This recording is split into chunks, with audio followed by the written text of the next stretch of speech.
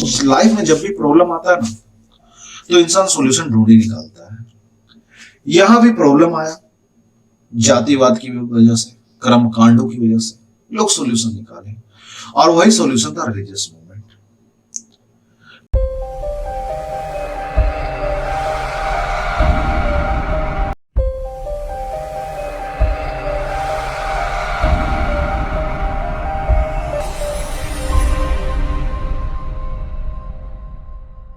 अभी इस क्लास में हम लोग देखने जा रहे हैं क्या, तो शिल्पा जय हिंद। इस क्लास में हम लोग देखने जा रहे हैं रिलीजियस मूवमेंट।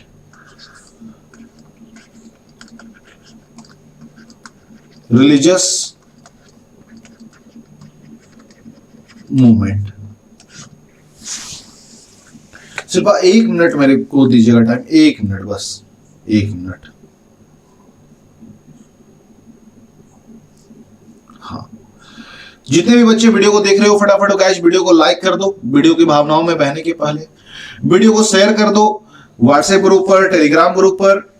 प्लीज इसे शेयर जरूर से कर दीजिएगा, लाइक जरूर से कर दीजिएगा। चलिए इसी के साथ लेसन को स्टार्ट करते हैं। धार्मिक आंदोलन क्या है?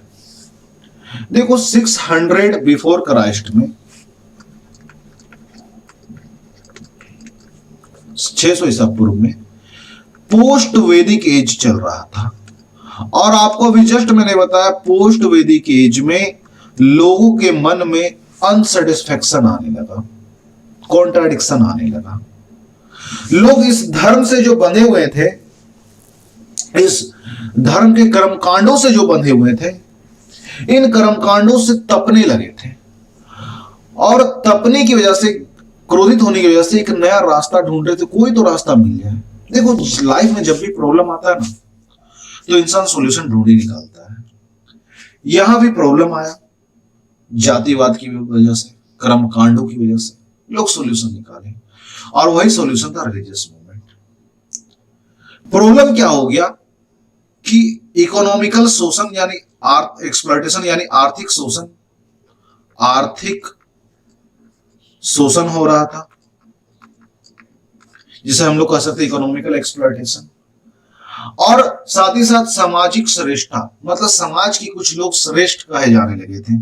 सामाजिक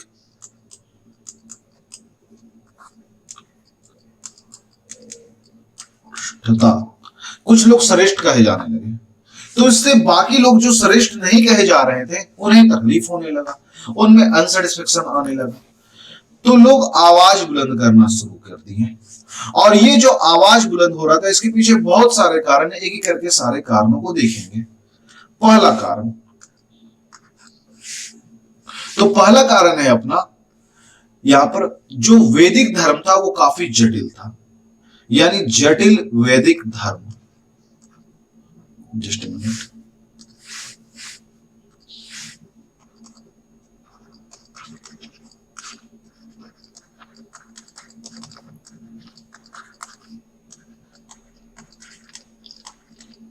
जटिल रिजिड टाइप का जो वैदिक धर्म था, इसमें क्या बोल दिया हुआ क्या? सबसे पहला तो वैदिक धर्म ग्रंथ का भाषा था संस्कृत। इस संस्कृत का जो ये संस्कृत लैंग्वेज था, ये आम लोगों का तो लैंग्वेज था नहीं, सबों को समझ में आ नहीं रहा था संस्कृत। पहला। दूसरा, संस्कृत को बना दिया गया देववाणी, यानी लैंग्वेज ऑफ गॉड, भगवान का लैंग्वेज। और संस्कृत पढ़ना बिल्कुल स्ट्रिक्टली प्रोहिबिटेड था, मना था। किन्हें? दो लोगों को, एक शूद्रों को और दूसरा महिलाओं को, बिल्कुल मना कर दिया गया था। साथ ही साथ अब लोग सबों को तो समझ में आ नहीं रहा संस्कृत, केवल ब्राह्मणों की भाषा बनकर रह गई थी, तो हर एक व्यक्ति को अब अपने धर्म कार्य को पूरा करने के लिए ब्राह्मणों की आवश्यकता था। और ये ब्राह्मण जो थे वो कर्मकांड बढ़ाते जा रहे थे, सबों के बस का बात नहीं हो पा रहा था उतने खर्चीले पूजा याचना को कर पाना, तो यहां पर एक अनसेटिस्फेक्शन आया। दूसरा अनसेटिस्फेक्शन जो है सेकंड नंबर पे, वो आएगा कास्टिज्म या कास्ट सिस्टम। कास्ट सिस्टम अब आप एक बात बताओ, मान लो आप ब्राह्मण कुल में जन्म लिए हो, लेकिन आप क्या चाहते हो, वॉरियर बनना, योद्धा बनना चाहते हो। तो योद्धा बनने के लिए आपको समाज अलाउ नहीं कर रहा, समाज बोल रहा चूंकि आप ब्राह्मण हो तो ब्राह्मण वाले ही काम करोगे, आप योद्धा नहीं बन सकते हो। आप क्या करोगे, अनसेटिस्फाई होगे, आप रास्ता ढूंढोगे उससे बच के निकलने का। तो अब क्या हो गया था, जन्म के आधार पर यानी बर्थ के आधार पर जन्म आधारित जाति व्यवस्था और कास्ट के आधार पर प्रोफेशन होने लगा। जन्म आधारित वर्ण और वर्ण आधारित कर्म का व्यवस्था आ गया। दूसरा, यहां पर जो कास्ट का बात हो रहा है तो पहला नंबर पर हमें दिखते हैं ब्राह्मण। ब्राह्मण sir Sanskrit language Gupta period में आया था ना? गुप्ता नहीं, संस्कृत लैंग्वेज तो वैदिक एज से है आदित्य। लेकिन हुआ क्या, जब ये रिलीजियस मूवमेंट आया तो संस्कृत लैंग्वेज लुप्त होने लगा था, गायब होने लगा था। गुप्ताओं के बाद से वापस से रिजनरेट हुआ है, समझे बात। दूसरा बात समझिएगा, तो ब्राह्मण जो थे इनका काम था क्या, टीचिंग करना, एजुकेशन देना, किससे, धर्म से रिलेटेड चीजों को, धर्म से रिलेटेड यानी लोगों को धर्म समझाते थे, रिलीजन समझाते थे। और ब्राह्मणों को दान मिलता था, डोनेशन मिलता था, यानी ब्राह्मणों के जीवन यापन का सारा भार क्षत्रिय, वैश्य और शूद्र मिलकर उठा रहे थे। इस तरह से क्षत्रियों का काम क्या था, युद्ध लड़ना, यानी ये रूलर थे एक तरफ से, रूलर। और इनका जो भी भार था वो कौन उठा रहे थे, वैश्य और शूद्र मिलकर के। वैश्यों का काम क्या था, एग्रीकल्चर करना और एनिमल हस्बेंड्री और बोल सकते हो बिजनेस करना। ये क्या कर रहे थे, वैश्य जो थे ब्राह्मण को और क्षत्रियों को डोनेट कर रहे थे और शूद्रों से सेवा ले रहे थे, शूद्रों से सेवा ले रहे थे। शूद्रों का काम क्या था, शूद्रों का काम था इन तीनों वर्गों की सेवा करना।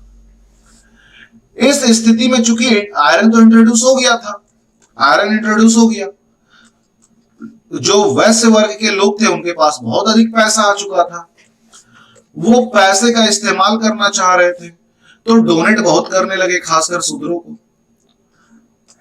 कुछ ब्राह्मणों को, राजाओं को, सबों के पास इस तरह से पैसा सर्कुलेट होने लगा।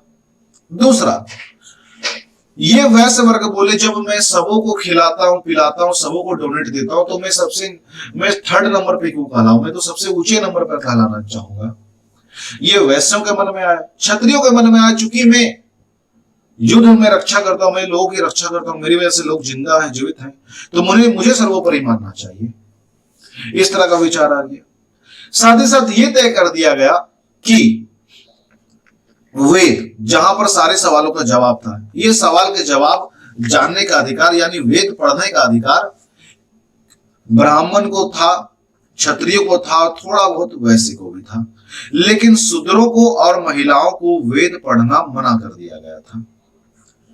इससे इनके मन में अनसेटिस्फेक्शन आया, वैश्य के मन में तो अनसेटिस्फेक्शन था क्योंकि इनके पास पैसा बहुत आ गया था।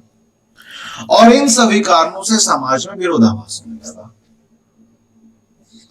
तीसरा कारण जो है वो हम लोग बोल सकते हैं एग्रीकल्चरल बेस्ड इकोनॉमी।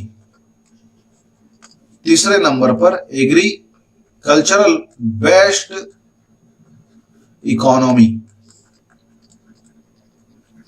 यानी खेतीबाड़ी अब कंपलसरी हो गया, खेतीबाड़ी कंपलसरी हो गया और बहुत पैसा आने लगा खेतीबाड़ी से। अब क्या सारा इकोनॉमी एग्रीकल्चर पर बेस्ड था। एग्रीकल्चर के लिए चाहिए था क्या, एनिमल। लेकिन एनिमल का डिमांड एक तरफ बलि में भी था, है ना, बलि प्रथा में भी था। एनिमल का डिमांड एग्रीकल्चर में भी था।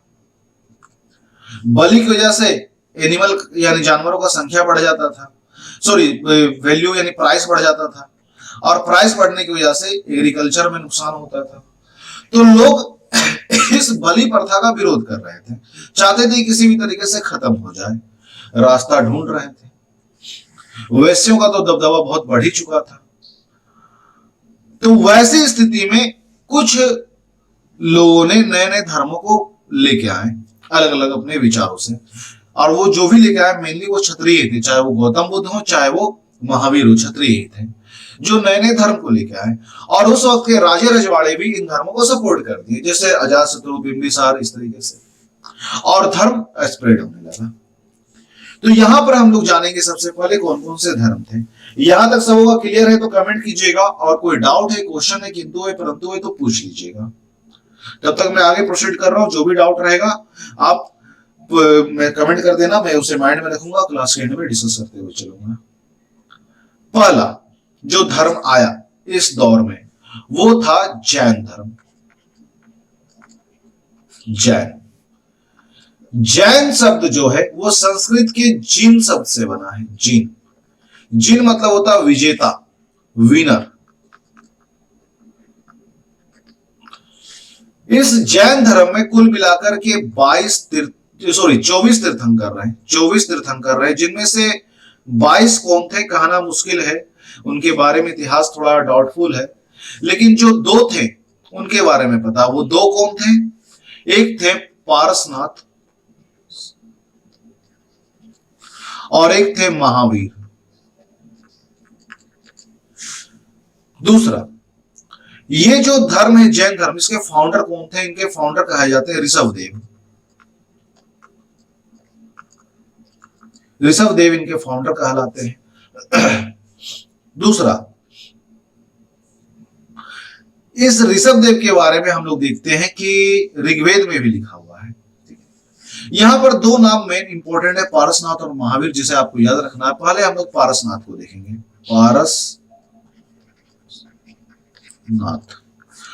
पारसनाथ जो थे वो काशी के इक्ष्वाकु वंश। कौन सा वंश? इक्ष्वाकु, जैसे है ना ISKCON of son of Ikshvaku या किंग ऑफ इक्ष्वाकु, ऐसा एक बुक है अमिश त्रिपाठी का, नाम मैं भूल रहा हूं, ठीक है। हाँ, तो इक्ष्वाकु वंश के राजा अश्वसेन के बेटे थे पारसनाथ। यानी कुल मिलाकर ये भी एक क्षत्रिय थे, ये भी एक क्षत्रिय थे। दूसरा, पारसनाथ ने बोला कि 4 आपको व्रत करने, 4 फास्टिंग करने। कौन कौन सा? पहला तो सत्य बोलना है, दूसरा अहिंसा करना है, मतलब हिंसा नहीं करना है। 1 मिनट, अहिंसा के मार्ग पर चल रहा है। तीसरा, अपरिग्रह, यानी धन जमा नहीं करना, पैसा जमा नहीं करना है, समय के अनुसार बोले, अभी तो पॉसिबल है नहीं। और चोरी नहीं करना है, चोरी नहीं करना है। ये 4 चीज बोले। संघ जो होगा उसमें महिलाओं को भी हम लोग प्रवेश देंगे, महिलाओं को आने के लिए अलाउ करेंगे। लास्टली क्या हुआ, जब इनका जीवन पूरा होता है, गिरिडीह पहुंचते हैं, गिरिडीह, और यहां पर एक माउंटेन, इसका नाम है सम्मेद पर्वत में प्राण त्याग देते हैं। ये थे पारसनाथ। उसके बाद आए महावीर। महावीर जो थे आखिरी और 24वें तीर्थंकर कहलाते। ये भी एक क्षत्रिय थे, ये भी क्षत्रिय थे, जिनके पिता माता के बारे में थोड़ा सा मैं आपको बता देता हूं। इनके पिता जो थे वो कुंडग्राम के क्षत्रिय कुल के प्रधान थे और खुद जैन फॉलोअर थे। इनके पिता जो थे, जिनका नाम था सिद्धार्थ। इनकी जो मां थी उनका नाम था त्रिशला। पत्नी का नाम था यशोधरा। और दामाद जो कि इनके सबसे पहले स्टूडेंट में से हुए, उनका नाम था जमाली। ये सारे उनके फैमिली मेंबर थे। हुआ क्या, जब इनका एज हो गया था 30, तो 30 के एज में अपने बड़े भाई से आदेश लेते हैं और चले जाते हैं तपस्या करने। 12 सालों तक महावीर तपस्या किए, चारों तरफ घूमे, और लास्ट में इन्हें रिजु पालिका नदी, कौन सा नदी, रिजु पालिका रिवर के किनारे इन्हें एक साल वृक्ष के नीचे ज्ञान प्राप्त हुआ। तब से ये ज्ञानी या केवल्य या जैन कहलाए। लास्ट में आगे जाकर इनका मृत्यु भी होता है। लेकिन सवाल ये दिए क्या, इनका फिलोसफी क्या था? जो पारसनाथ का चार था, कौन कौन सा, अहिंसा, सत्य, अहिंसा, अपरिग्रह और अस्तेय, उसमें एक अपना नया जोड़ दिए, वो था ब्रह्मचार्य। ब्रह्मचार्य का पालन करने बोले, इंद्रियों को बस में करना, अपने सेंस को बस में करना। ये बोले कि सम्यक ज्ञान होना चाहिए। ये जैन धर्म के त्रिरत्न कहलाते हैं। क्या क्या, सम्यक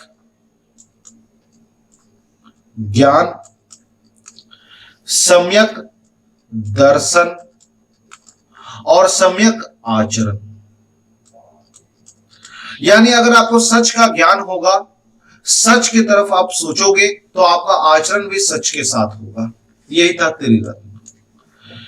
दूसरा, ये और क्या हुआ इनके टाइम पीरियड में, कुछ समय बाद ये बोले, अगर आपको सांसारिक विषय से मुक्ति पाना है, आपको मोक्ष प्राप्त करना है, तो आप हर चीज को भूल जाओ, आप सबों को भूल जाओ, और सबों को भूल करके क्या करो, आप धर्म में लीन हो जाओ।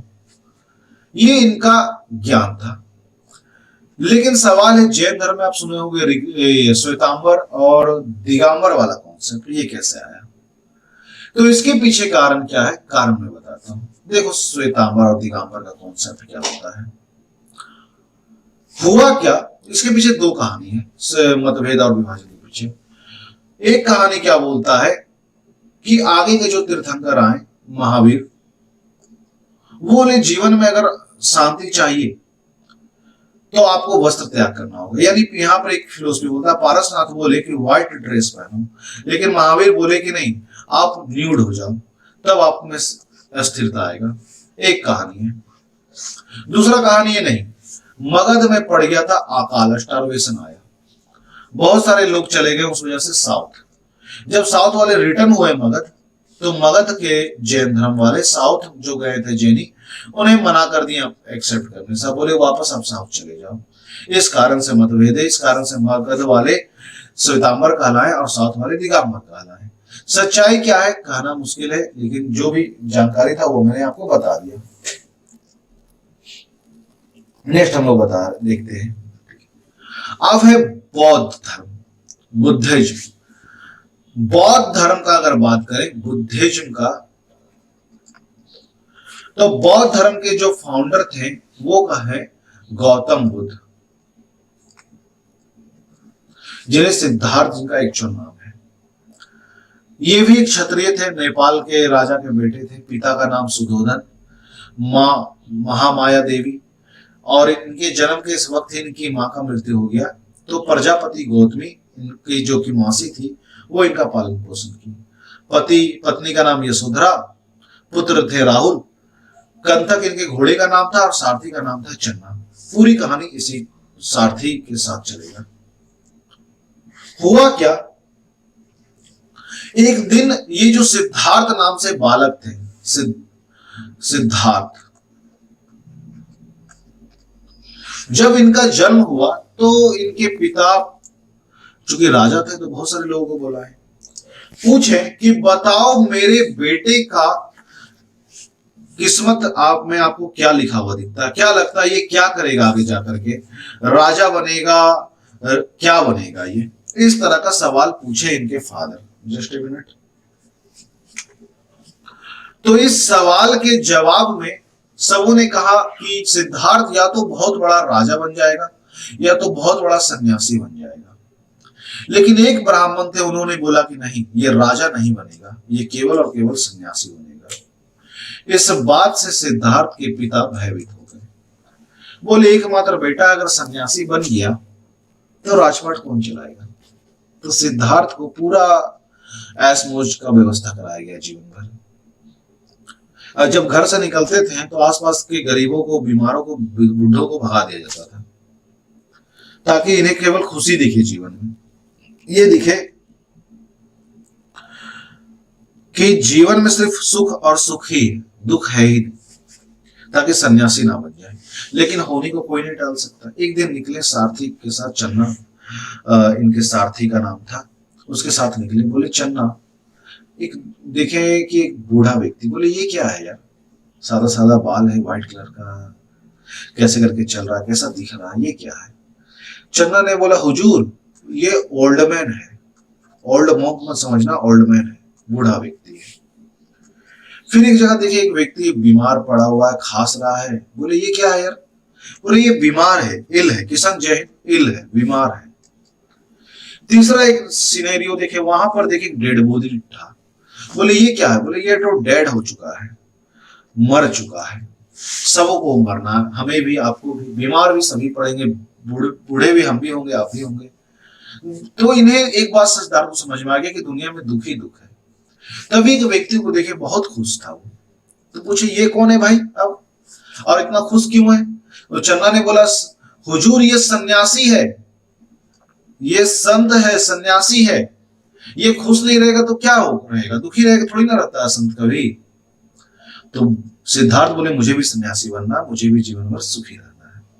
और इसी के साथ जो सिद्धार्थ है अपने ऐशो आराम के जीवन को त्याग देते हैं, सत्य की खोज में कि जीवन क्या है, जीवन का गुण रहस्य क्या है, आखिरकार इंसान योनि में हमारा जन्म क्या हुआ है, इंसान के नाते हमारा एक्चुअल मकसद, मेन मोटो क्या है।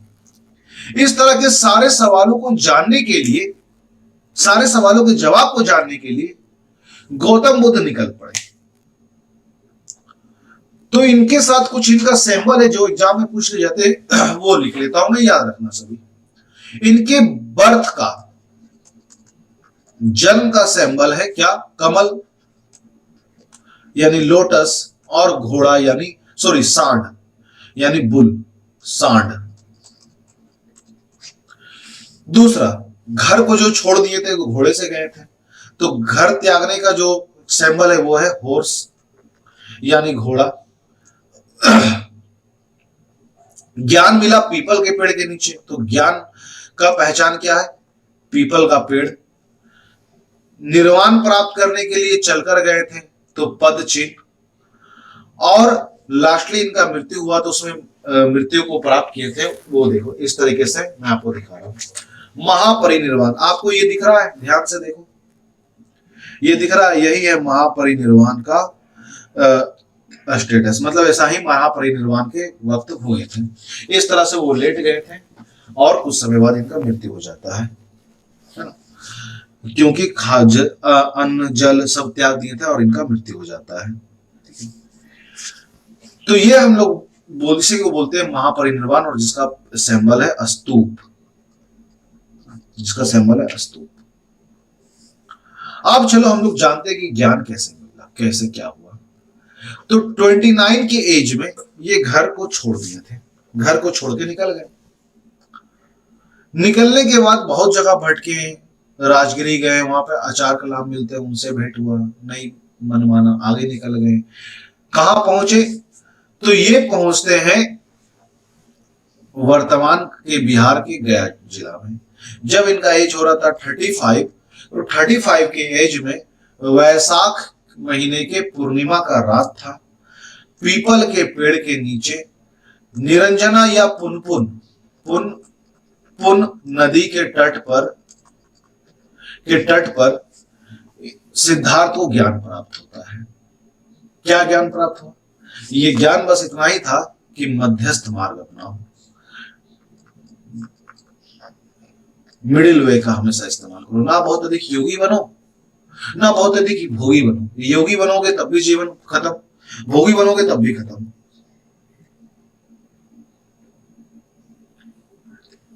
अंतिम बार खीर खाया था, ये भी एक कहीं कहीं पे सुनने को मिलता है, किताब में ऐसा लिखा हुआ नहीं मिलता है पिंकी। ये सुनने को मिलता है, किताब में इसे स्टैंडर्ड बुक में लिखा हुआ नहीं मिलता है, ये खीर वाला कहानी। तो अल्टीमेटली क्या हुआ, यहाँ पर हमें एक बात तो समझ में आ रहा कि गौतम बुद्ध का जो ज्ञान था वो था मध्यस्थ मार्ग, जो कि उन्हें एहसास हुआ उस दिन। उसके बाद इस ज्ञान को बांटने के लिए वो निकले वहां से, और सबसे पहले गए कहा, तो वाराणसी।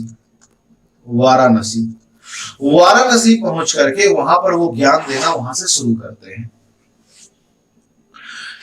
गौतम बुद्ध के बारे में कहा जाता है कि उंगली मार डाकू जो था वो गौतम बुद्ध से ज्ञान प्राप्त किया, और ज्ञान प्राप्त करने के बाद वही उंगली मार डाकू वाल्मीकि बन गया। भारत वो देश है, यहां से हमें यह पता चलता है, भारत वो देश है जहां पर एक कुख्यात डाकू भी जब गुरु के शरण में आता है तो वाल्मीकि बन के रामायण लिख जाता है। ये बहुत बड़ा मोरल है, बहुत बड़ा स्टोरी है कि भारत वो एकमात्र ऐसा देश है पूरी दुनिया में जहां पर एक कुख्यात डाकू भी किसी गुरु के शरण में आकर के संन्यास लेकर के हर चीज को त्याग करके सबसे बड़ा ज्ञानी बन जाता है, वाल्मीकि बन जाता है और रामायण लिख देता है, रामायण जैसे महाग्रंथ को लिख देता है। तो जीवन के किसी भी पहल में कोई भी व्यक्ति बदल सकता है। किसी के अतीत को देख करके किसी के वर्तमान और भविष्य की कल्पना करना जीवन का सबसे बड़ा मूर्खता है। समझे बात? किसी के अतीत के आधार पर किसी के वर्तमान को डिफाइन करना और उसके भविष्य का संभावना बना लेना, ये सबसे बड़ा मूर्खता है। लास्टली गौतम बुद्ध ने महापरिनिर्वाण लिया। क्या लिया? महापरिनिर्वाण। और महापरिनिर्वाण जो था वो 80 की एज में लेते हैं। 80 की एज में कुछ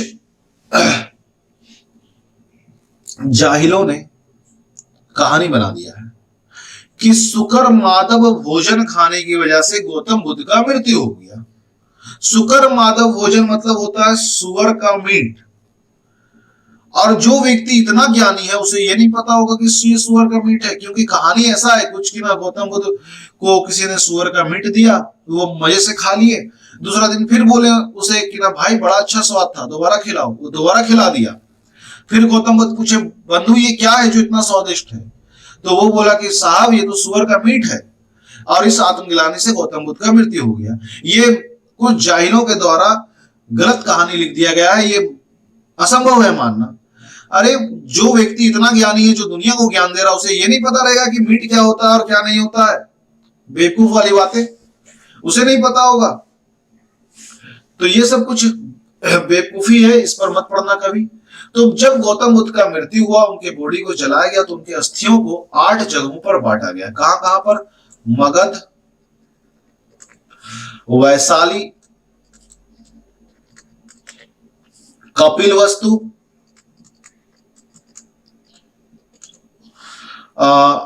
अलकप्पा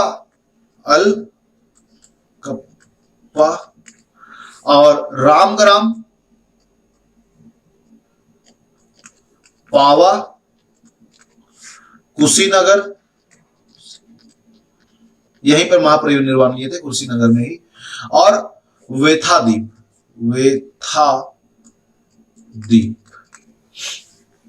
वहां पर स्तूप बाद में बनवा दिया गया और वहां पर उनके अस्थि दफन है। शिक्षा क्या है? इनका पूरा उपदेश, बौद्ध धर्म का पूरा उपदेश पाली लैंग्वेज में, क्योंकि समाज का उस वक्त का लोकल लैंग्वेज पाली था, समाज में टिकना था, तो पाली को लेकर चले। इजी वे में चलो। ये बोले ना ईश्वर है, ना आत्मा है, ना वेद है, सबको अस्वीकार कर दिया, सबों का विरोध किया। ये बोले जन्म के आधार पर कोई वर्ण नहीं होता, आपको जो इच्छा वो काम करो, जिसमें आपके कैपेबिलिटी है वो काम करो और उसमें आगे बढ़ो। ये फिलोसफी दिए प्रतितमे समुत्पदा, मतलब हर कार्य के पीछे कुछ ना कुछ कारण होता है। इसको हम लोग कार्य कारण का सिद्धांत बोलते हैं। जैसे आप जगे हुए हो क्योंकि आपको एग्जाम क्वालिफाई करना है, मैं लगा हुआ हूं क्योंकि मुझे अपना यूट्यूब चमकाना है। तो इस कारण से हर कार्य के पीछे कुछ ना कुछ कारण होता है, और ये चीज गौतम बुद्ध साफ शब्दों में बताएं।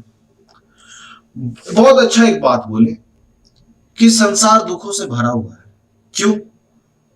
क्योंकि लोगों में लालच है, लोगों में तृष्णा है। तृष्णा यानी लालच। लोगों में लालच इसी कारण से दुख है। जिस दिन लालच खत्म उस दिन दुख खत्म। ये बोले कर्म सिद्धांत पर दिमाग लगाओ, कर्म करो, फल की चिंता मत करो। बोले कि मध्यम मार्ग अपनाओ। बड़ा अच्छा बात बोले, मध्यम मार्ग, मध्यस्थ मार्ग, मध्यस्थ मार्ग अपनाओ।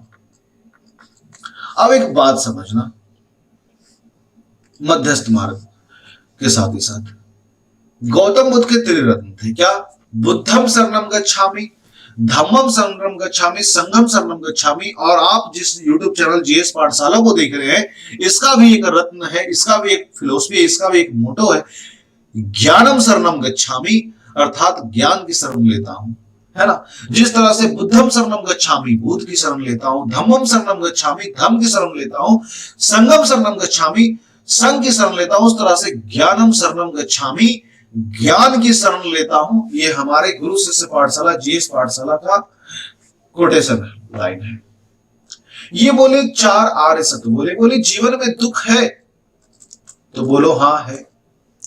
अगर दुख है तो दुख का कुछ ना कुछ कारण होगा, तो पहले कारण पहुंचाओ। अगर कारण है तो कुछ ना कुछ निवारण भी होगा। तो कारण अगर समझोगे तो निवारण भी समझ में आ जाएगा, निवारण समझो। अगर निवारण है तो उस निवारण को इंप्लीमेंट कर दो, इंप्लीमेंट हो जाएगा और दुख समाप्त हो जाएगा। बड़ा अच्छा ज्ञान दिया।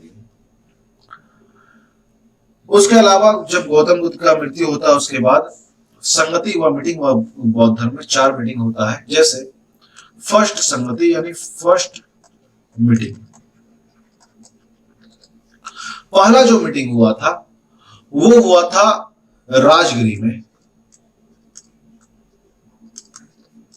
गुफा का नाम था सप्तपर्णी, सप्तपर्णी गुफा। यहां पर पहला मीटिंग हुआ। अध्यक्ष थे इसके महाकश्यप इसके अध्यक्ष थे। और इस टाइम पीरियड में जब ये मीटिंग हुआ 483 बिफोर क्राइस्ट में, उस टाइम में मगध में चूंकि राजगिरी पड़ा था और वहां के रूलर थे अजात शत्रु। इस मीटिंग में 2 धर्म ग्रंथ का बात किया गया और लिखा गया। एक है सुत पीटक,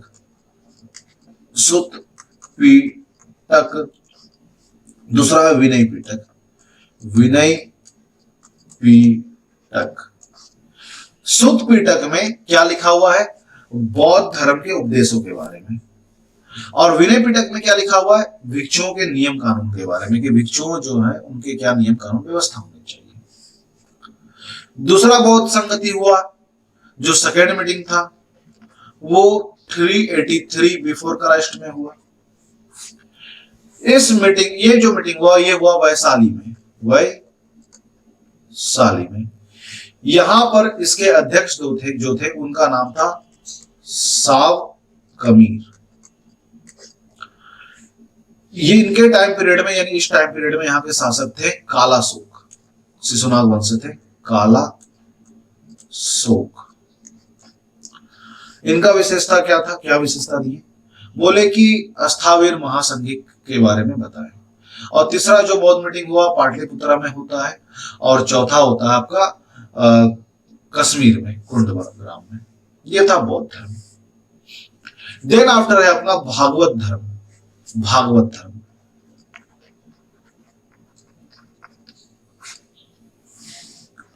भागवत धर्म का जो उदय हुआ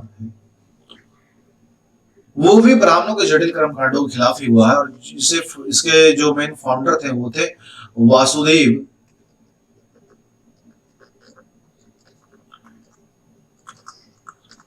कृष्ण यादव।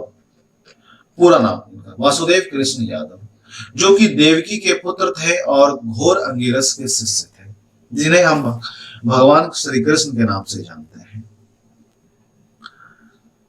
ये जो वासुदेव कृष्ण थे इनका मेन सेंटर पॉइंट था मथुरा। उत्तर प्रदेश में है। इनके सारे ज्ञान को, सारे फिलोसफी को हम लोग गीता में देख सकते हैं।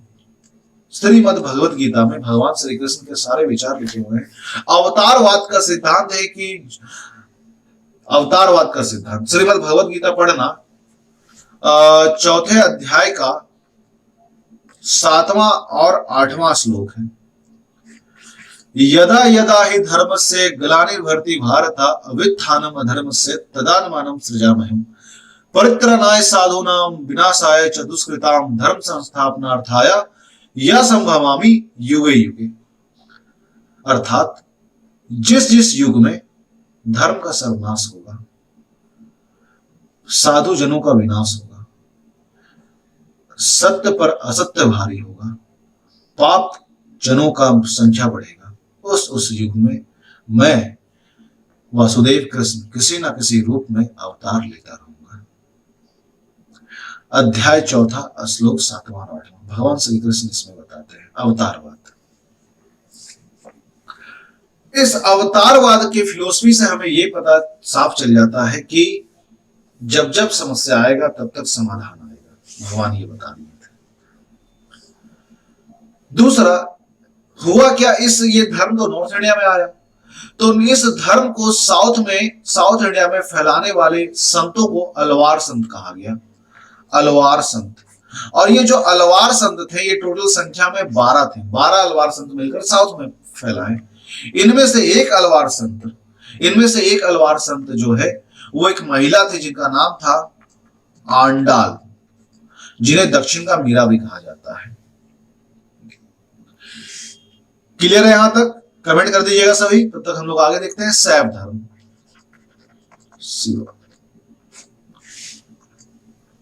देखो, भगवान शिव के बारे में अगर देखा जाए तो शिव का अर्थ क्या होता है? नाम सुनते ही दिल में सुकून आता होगा। शिव, शुभ, कल्याण, मंगल, शिव का अर्थ होता है। शिव को पूजने का 2 तरीका माना गया है हिंदुत्व में। एक है लिंग उपासना और दूसरा है मूर्ति पूजा। एक है लिंग उपासना और दूसरा है मूर्ति पूजा। लिंग उपासना का सबसे पहला हमें एविडेंस मिलता है इंडस वैली सिविलाइजेशन में, और मूर्ति पूजा का हमें एविडेंस मिलता है पतंजलि के द्वारा लिखित महाभाष्य में। ये जो शिव है इन्हें ये रुद्र कहा गया है। रुद्र एक उपाधि हुआ करता था जो एक समय शिव को मिला, बाद में कभी शंकर को मिला, बाद में महेश को मिला, कभी पशुपति को मिला, कभी हनुमान को रुद्र अवतार कहा गया, यानी रुद्र ही माना गया। तो रुद्र एक उपाधि होता था, एक पद होता था जो व्यक्ति एक महान विनाशकारी, सच्चाई को स्थापित करने के लिए, समाज में सुव्यवस्था लाने के लिए जो महान विनाश करे, उस विनाशक को रुद्र कहा जाता है हिंदुत्व के अनुसार। और ये विनाश करने वाले कोई भगवान नहीं थे, ना ही कृष्ण भगवान थे जो कि वैष्णव थे, ना ही शिव भगवान थे जो कि शैव थे। ये सारे के सारे इंसान ही थे जो अपने कर्मों की वजह से भगवान कहे गए। तो ये जो शैव धर्म है ये भी 4 भागों में बटा हुआ है। पहला है पशुपत, ये जो पशुपत है सबसे पुराना है। दूसरा है कापालिक को काल भैरव भी बोलते हैं, काल भैरव। दूसरा है कालमुख,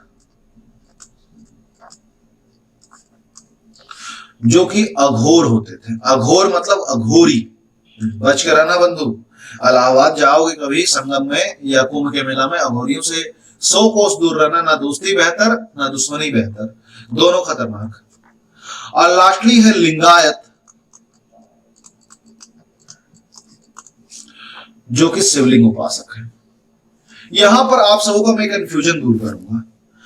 कुछ भ्रष्ट लोगों के द्वारा कहा जाता है कि शिवलिंग तो भगवान शिव का लिंग है, तो उन बेवकूफों को थोड़ा सा और अध्यात्मवाद की आवश्यकता है। खुले तौर पे बोल रहा हूं ऑनलाइन प्लेटफॉर्म में, उन बेवकूफों को और अधिक ज्ञान की आवश्यकता है।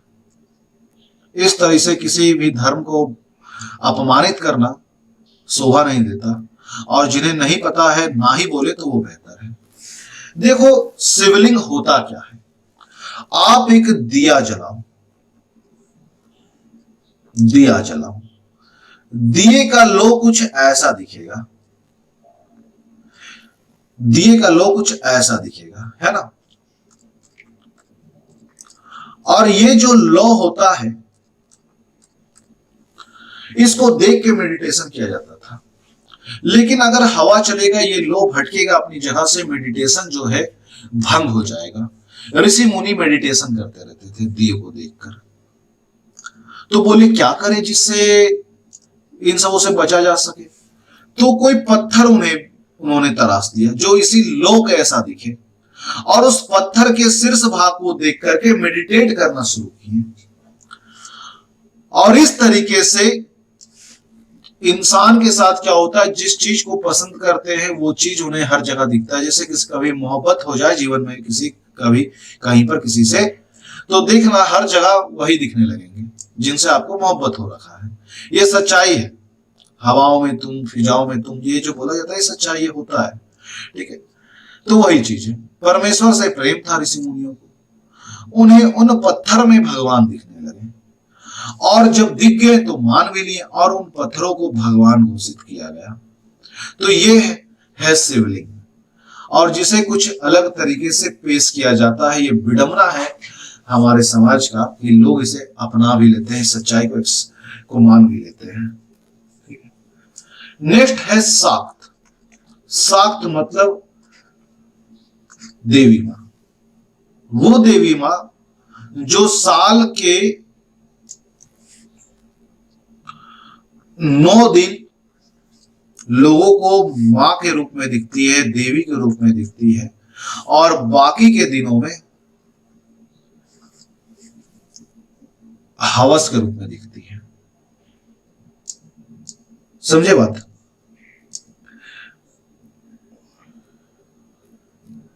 हाँ यार, पर्सनल एक्सपीरियंस रहा वो तो। देखो इधर तो वो जो आप बात कर रहे हो लव वाला, इधर देख पाले। तो ये जो है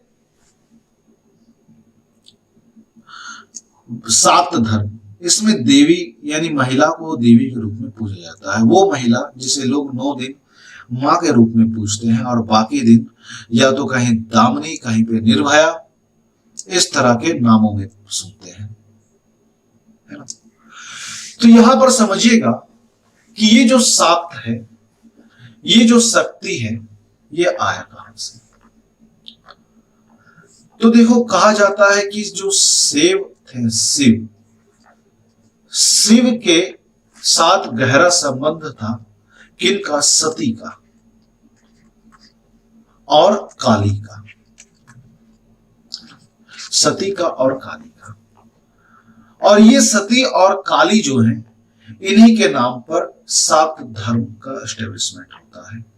जबलपुर जाना कभी, जो कि मध्य प्रदेश में है, जबलपुर, वहां पर आपको मिलेगा 64 योगिनी मंदिर, जहां पर इसके काफी एविडेंस हमें मिलते हैं। साथ ही साथ इंडस वैली सिविलाइजेशन में भी हमें इनके साक्ष्य मिल जाते हैं। और उस तरह से एक आखिरी धर्म आते हैं जिसे हम लोग बोलते हैं विष्णु, जिनसे आया वैष्णव धर्म। इनके फाउंडर वही जो भगवान श्री कृष्ण घोर अंगिरस के शिष्य, देवकी के पुत्र वासुदेव कृष्ण यादव, वही है। लेकिन यहां पर हमें अवतारवाद दिखता है, 10 अवतार, जिसे हम लोग दशावतार बोलते हैं, दशावतार। कौन कौन सा, मत्स्य, कश्यप, वराह, नरसिंह, वामन, परशुराम, राम, बलराम, बुद्ध और कल्कि, ये अवतार में दिखते हैं। और इस अवतारवाद को जस्टिफाई किया गया है गीता में, श्रीमद् भगवत गीता के 4थे अध्याय के 7वें और 8वें श्लोक में इसे जस्टिफाई किया गया है। मौका मिले तो कभी गीता पढ़ो, जीवन का सार समझ में आ जाएगा। ना कुछ लेके आए हो, ना कुछ लेके जाओगे, जो है यही रह जाना है। बस आपका कर्म आपके साथ चल जाता है। तो कभी कहीं कोई भी फैसला लेने में अगर कंफ्यूजन हो ना जीवन में, तो एक बात याद रखना कि आपका कर्म ही सिर्फ आपके साथ जाएगा। अगर आपको उस वक्त लगेगा कि ये फैसला लेना आपके कर्म को पोल्यूट नहीं करता है, तब तो ठीक है। और अगर ये फैसला, कोई फैसला आपके कर्म को पोल्यूट कर देता है, तो गलत है। बहुत एनर्जी मिलेगा। अगर कभी मौका मिले तो पढ़ो, बहुत कुछ जानने को मिलेगा। और व्यक्ति से पहले व्यक्तित्व का निर्माण होना जरूरी है, और गीता आपको वही करवाती है। चाहे आप किसी भी धर्म के ग्रंथ को पढ़ो, चाहे आप सिख हो तो श्री गुरु ग्रंथ साहिब पढ़ो, बड़ा अच्छा उसमें लिखा, सोचा सच ना होवे है जे सोचे रखवार, है ना, कभी पढ़िएगा। या तो फिर आप बाइबल पढ़ो, या तो फिर आप कुरान शरीफ पढ़ो। जिस भी धर्म पे आस्था रखते हो उस धर्म की किताब को तो पढ़ो, पहले जानो तो वो धर्म कहती क्या है, तब ना धर्म के नाम पर आडंबर करना, कर्मकांड करना, युद्ध करना, झगड़ा करना, कुछ भी करना, है ना। चलिए, तो इसमें तो गाइज आज की क्लास में इतना ही था। सवाल है कि ये क्लास मैंने बैक टू बैक क्यों ले लिया, क्योंकि गाइज हुआ क्या, मेरा नेट हो गया था आउट, मुझे लगा था मैं नहीं ले पाऊंगा, लेकिन नेट आ गया, इसलिए मैंने क्लास ले लिया, पहली बात। दूसरी बात, काल करे सो आज कर, आज करे सो अब, पल में परले होएगी बहुरी करेगा तब। पोस्ट वैदिक एज का क्लास काफी छोटा था, शाम का क्लास में ले नहीं पाया ज्योग्राफी वाला, तो अनसेटिस्फेक्शन फील हो रहा था, लग रहा था आज कुछ अधूरा रह गया, क्योंकि आदत हो गया ना पर डे इतना लंबा क्लास लेने का। तो उस अधूरेपन को पूरा करने के लिए मैंने सोचा यार क्लास ले लेते हैं, तो थोड़ा ठीक लगने लगेगा, चलो यार अपना काम हुआ। तो इसी कारण से मैंने सोचा चलो ये अपना यूट्यूब चैनल है, जब मर्जी स्टार्ट हो जाएंगे, तो हो गया मैं स्टार्ट।